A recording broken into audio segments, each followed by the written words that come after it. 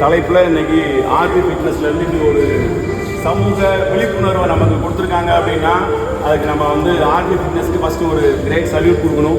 அவங்களுக்கு நம்ம சார்பாக அவங்களுக்கு ஒரு கைத்தட்டலை ஃபஸ்ட்டு கொடுத்துருவோம். இது வந்து சமூகத்திலேருந்து ஒரு பாதுகாப்பு விழிப்புணர்வு அப்படிங்கிறத நம்ம கண்டிப்பாக ஃபீல் பண்ணுறோம்.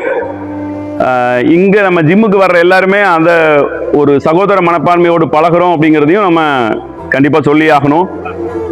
இன்னைக்கு இருக்கிற சமூகத்தில் கருவறை தொட்டில் முதல் காலத்தின் கல்லறை வரை காப்போம் பெண்ணை, கருவறை தொட்டில் முதல் காலத்தின் கல்லறை வரை காப்போம் பெண்ணை, அறிவின் சிகரம் அவள், அன்பின் அமுத ஊற்று அவள், பெண் குழந்தை பாரமல்ல இறைவன் தந்த பெரும் பொக்கிஷம், பெண் குழந்தை பாரமல்ல இறைவன் தந்த பெரும் பொக்கிஷம், அவள் சிறகை ஒடிக்காதே கல்வியால் வான்வரை பறக்க விடு, அவள் சிறகை ஒடிக்காதே கல்வியால் வான்வரை பறக்க விடு, மங்கையராய் பிறப்பதற்கே மாதவம் செய்திட வேண்டும் என்றான் பாரதி, பெண் விடுதலையின்றி நாட்டுக்கு விடுதலை ஏது என்றான் பாரதிதாசன், பாதுகாப்பு அவள் உரிமை, பயமற்ற உலகம் அவளது தேவை, பெண்மையை போற்றுவோம், பெண் குழந்தைகளை கண்ணென காப்போம்.